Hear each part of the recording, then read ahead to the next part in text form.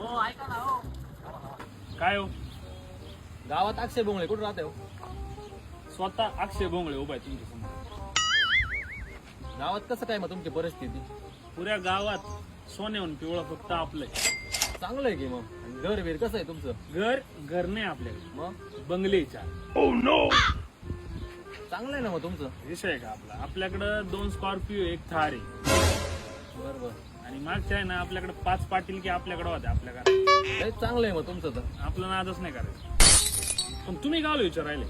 काय नाही ते घरकुल योजनेसाठी तुमचं नाव आलं तर बोललं विचारू गावात कोणाला तुमचं कसं काय काय नाही. पण तुमचं तर चांगलं आहे बुवा.